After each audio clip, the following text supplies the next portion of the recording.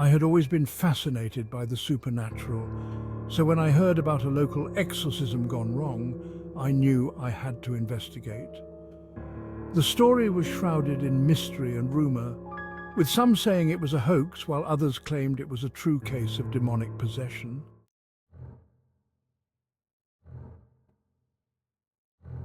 I reached out to the family involved, and to my surprise, they agreed to meet with me. They lived in a small, rundown house on the outskirts of town, the kind of place that sent shivers down your spine just looking at it. As I entered the house, I could feel a heavy, oppressive energy weighing down on me. The family, a middle-aged couple and their teenage daughter, greeted me nervously. They led me to a small, dimly lit room where the exorcism had taken place. The room was bare except for a few chairs and a wooden crucifix hanging on the wall.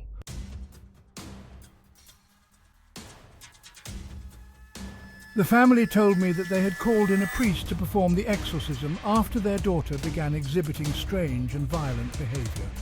They described how their daughter's personality had changed overnight, how she would speak in a deep guttural voice and contort her body in unnatural ways.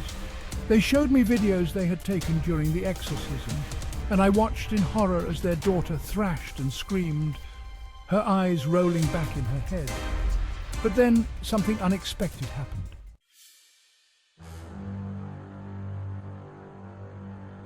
As the priest performed the exorcism, the girl's body went limp and a voice spoke through her, a voice that was not her own. "I am not leaving," the voice said, chilling me to the bone. "This is my vessel now." The family looked at me, fear and desperation in their eyes.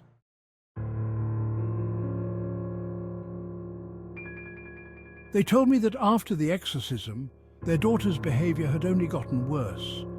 She would speak in tongues, levitate off the ground, and exhibit superhuman strength. I knew then that I had stumbled upon something truly terrifying. The girl was not possessed by a demon, but something far more sinister, a malevolent entity that had taken control of her body and soul.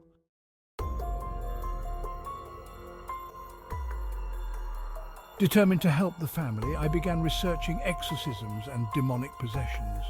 I spoke with experts in the field, read ancient texts, and even consulted with a psychic medium. But the entity seemed to be one step ahead of me, taunting me with its presence. One night, as I lay in bed, I felt a cold, icy hand wrap around my throat. I tried to scream, but no sound came out. I felt myself being lifted off the bed, the room spinning around me, and then, just as suddenly as it had started, it stopped.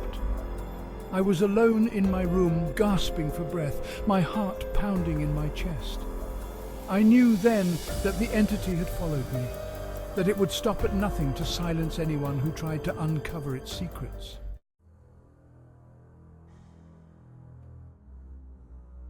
But then, strange things began to happen. I would hear whispers in the darkness, voices calling my name. Objects would move on their own, and I would wake up in the middle of the night feeling a presence in the room. I tried to ignore it, to convince myself it was just my imagination. But deep down I knew the truth. The entity had followed me, latching onto me like a parasite, feeding off my fear and uncertainty. I reached out to the family, hoping they could offer some insight or help. But they were gone, vanished without a trace, as if they had never existed.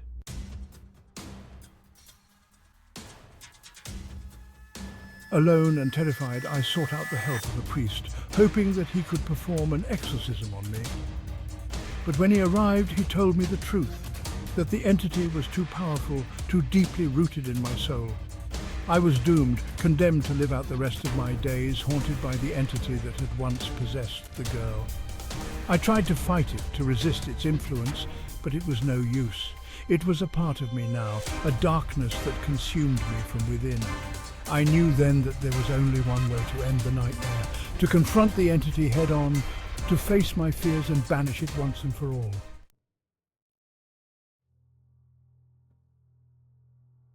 Armed with nothing but sheer determination, I returned to the house where it had all begun. The room was empty, the crucifix hanging on the wall mocking me. I stood in the center of the room, closing my eyes and calling out to the entity. "I know you're here. I said, my voice steady despite the fear coursing through me. "I know what you want, but you can't have me. I won't let you." And then it was there, the entity standing before me in all its malevolent glory. It spoke to me, its voice a mixture of anger and desperation.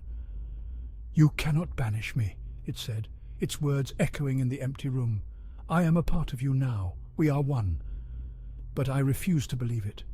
I refused to let the entity control me any longer. With every ounce of strength I had left, I pushed back, pushing the entity out of my mind, out of my soul, and then it was gone.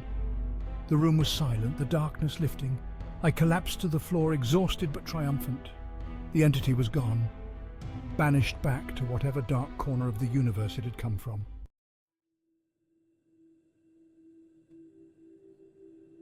I left the house that night, knowing that I had finally defeated the entity that had haunted me for so long. I was free, free from its influence, free from its grasp. As I walked away from the house, a sense of unease lingered in the back of my mind. I knew that banishing the entity was only the first step, that it would take more than just one victory to truly be free from its grasp. Days turned into weeks, and the whispers and shadows that had plagued me before began to fade. I allowed myself to hope that maybe, just maybe, I had finally rid myself of the entity for good. But then, one night, it returned. I was awoken by a familiar feeling of dread, a presence in the room that sent chills down my spine. "I told you, you cannot banish me," it hissed, its voice like ice in my veins. "I'm a part of you now. We are one." I tried to fight back, to push the entity away, but it was no use. It had grown stronger, more powerful than before. It enveloped me, suffocating me with its darkness. For days I was trapped in a nightmare, unable to escape the entity's grasp. It taunted me, whispered dark thoughts into my mind, twisted my dreams into visions of horror. But then, just when I thought all hope was lost, a voice broke through the darkness, a voice filled with light and warmth. It was the voice of the priest who had tried to help me before, the voice of reason and faith. "Fight back," he said, his voice strong and unwavering. "You are stronger than this. You can defeat the darkness." With his words ringing in my ears, I gathered all the strength I had left and pushed back against the entity with everything I had. I called upon the light, the goodness within me, to banish the darkness once and for all. And miraculously it worked. The entity shrieked in agony as it was pushed out of my mind, out of my soul, disappearing into the void from whence it came. I collapsed to the floor, exhausted but victorious. The room was bathed in light, the darkness banished at last. I knew then that I was truly free, free from the entity's grasp, free to live my life without fear. As I stood up, a sense of peace washed over me. I knew that the entity would always be out there, lurking in the shadows, waiting for another opportunity to strike. But I also knew that I was strong enough to face it, to fight back, to never let it control me again.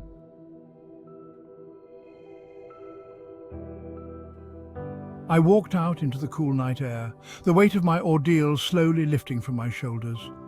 The stars twinkled overhead, and I felt a sense of peace that I hadn't felt in a long time. As I made my way down the street, I couldn't help but reflect on everything that had happened. The entity had been a terrifying presence in my life, but it had also been a catalyst for change. It had forced me to confront my deepest fears and to find the strength within myself to overcome them. I knew that the road ahead wouldn't be easy.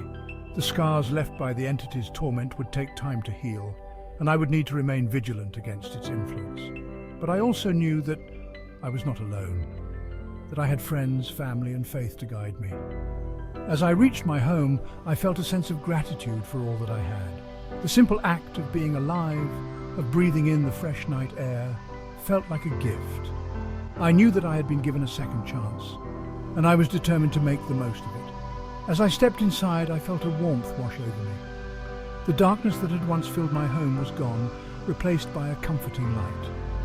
I climbed into bed, exhausted but content. As I drifted off to sleep, I knew that the nightmares were finally over. I had faced my demons and emerged victorious, stronger and more resilient than ever before. I awoke to the gentle rays of the morning sun streaming through my window, a sense of peace and renewal filling my soul. The events of the previous night felt like a distant memory, a nightmare that had finally come to an end. I got out of bed, ready to embrace the day ahead. As I went about my morning routine, I couldn't help but feel a sense of gratitude for the people who had stood by me through it all. My family, my friends, and the priest who had helped me in my darkest hour. They'd been my rock, my guiding light. As I sat down to breakfast, I thought about the future. I knew that the road ahead wouldn't be easy, that there would be challenges and obstacles to overcome. But I also knew that I was stronger now, that I had faced my fears and emerged victorious. I decided to visit the priest who had helped me, to thank him for everything he had done. He smiled and placed a hand on my shoulder. "You were never alone," he said. "God was with you every step of the way, guiding your path and giving you the strength to overcome." As I left the church, I felt a sense of peace and contentment that I had never felt before. The entity may have been a terrifying presence in my life, but it had also been a catalyst for change, a force that had pushed me to become stronger and more resilient. As I walked back home, I knew that the darkness that had once haunted me was gone, replaced by a light that shone from within. I was no longer afraid of the shadows, for I knew that as long as I had faith and courage, I could overcome anything that came my way.